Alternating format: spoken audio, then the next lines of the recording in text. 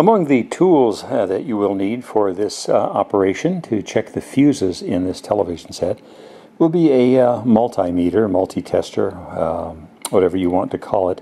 And what you're going to do is you're going to use the setting for ohms. And you can see on this particular meter, which was purchased at Walmart, you can see that the ohms settings are right down in here. And what that does is it measures whether a wire or a fuse, whether they're any good or not, or in other words, if what's running through there is continuous or if it is broken. So now when we touch these two, the ends of the leads together, you'll notice, and I'll untouch them now and we'll retouch them. You'll notice that the meter jumps all the way up to the top. That means that obviously there's no break in these between the red wire and the black wire, and you can put any wire on there and put the red on one end and the black on the other end and determine whether or not there's a break. And it's handy. It's really handy, especially if you've got a long extension cord and you're trying to determine whether the problem is that there's a broken wire somewhere in the extension cord or not. So that's the multimeter, and easy enough to use. Just be sure to put it on the setting for ohms, to measure ohms. That's resistance, ohms, the measurement of resistance. And the next thing that we're going to need is a can of spray, air spray, just air. And then you'll spray throughout all of the contacts, throughout all of the electronics inside the television set once you get the back off, just to get all the dust out. Dust acts as a retainer of heat, and it is not good for any electrical appliance. So cleaning every once in a while, in fact, is a good idea. And the other thing, of course, that you'll need is an electric drill that has the bit that takes off all the screws. Otherwise, if you have to do it by hand, they're a real pain. One of the supreme cautions for this television set and any other television set, inside the TV there are capacitors, and the capacitors retain electricity even if you unplug the television set and leave it for a while. It's still going to contain lots of power, enough to stop your heart if you touch the wrong thing. You will not be touching the wrong thing if you simply remove the back and you put your probes on the fuses to test the fuses. There's no danger in that whatsoever. And if you will use a needle nose plier to remove the fuses from their little sockets, their little housings, that will be the very easiest and best way to get the fuses out. And you will not be touching anything, and you will not be in any danger. Okay, Travis Kane, here is your television set. The power has now been restored.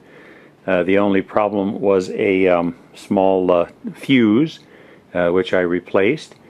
And I will show you where the 5 fuses are, so that when you have to rip this thing apart in the future, you'll know where the fuses are. So first of all, this little silver box right here, the little silver box, I've attached the extra fuses. There are 4 extra fuses in here, and they're just put on here by tape. So you have to take these screws out here, a screw out here, and there are 2 small screws, one down here, and one one back over. Oh, back over in here. You'll see another one. So there's 4 screws, and this little plate, just you can figure out how it comes off, and then there's a fuse that's down underneath here. That fuse was okay. So that's one of the fuses. There are a total of 5 fuses in this system. The other 2 more fuses are right here, and this one on the left was the one that had blown out. The one on the left is the one that blew out, and this one on the right was just fine. And the way that I figured out how it was blown was by using your multimeter. And your multimeter, you can put the setting. Where's the multimeter? Oh, you can put the setting like right down in this area here, and that will give you whether or not you've got a continuous situation inside the fuse. So in other words, when I put these 2 leads together like this, you'll notice that needle jumps all the way over, that means that, that it's continuous. Now, when I put one lead on this fuse down here, and if I put the other lead on the other side of the fuse, the metal part, I wasn't getting any reading at all on this fuse. So in other words, that needle didn't jump at all.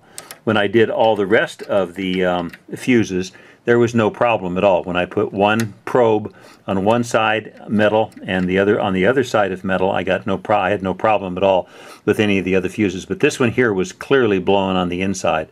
So again, you put your probe on one side of the metal, and then you put the other probe on the other, and if the meter does not read, that means you've got a fuse that's broken on the inside, so you need to replace it. So that was the pesky one there. And then let's see, there is another fuse. We'll move over here, and again, this is the bottom of the TV here. So we just move up here to the top of this particular array right here, and you'll see another fuse right down in here, which is clearly marked, or clearly visible, I should say.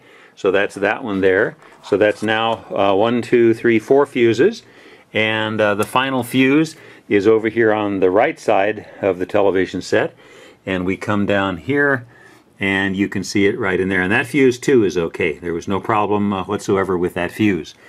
Alright, so then the next operation is simply to put the top back on. Oh, the other thing that I did while I was here was I cleaned the inside of the television set thoroughly with compressed air, and the compressed air you can buy at your friends at Radio Shack. I'm not sure whether they sell it at Walmart, but anyhow, Radio Shack. I got this stuff, and then all I did was just went through and squirted everything to get all the dust out, because dust causes a problem in terms of helping the TV to retain heat, and you don't want it to be retaining heat. Alright, so I'm going to lift the cover on in just a second here now. Okay, next we will put the back on the television set, and it just sits right down in there like that.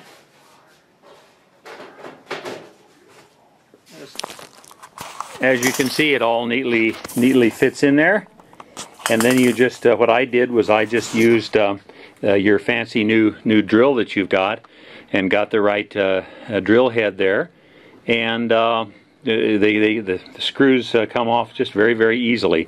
So we're going to screw those back on now, and I don't think you need any instructions on that, and I'll come back in a minute when it's time to put these brackets back on. Okay, Travis, here is the back already put back on again. These are easy enough to figure out. What I did before I took these back braces off is I marked how high up they go, just to be sure that I had them in exactly the same place that you had them. And as you can see, there are just four bolts, four screws that come off of there, and there's a plate there to hold them onto. We move across here, and here's number 3, and here is number 4. So easy enough to get back on there just with your little your new electric screwdriver, and that should handle it. And when you come back, we'll get her back up on the wall. Over and out.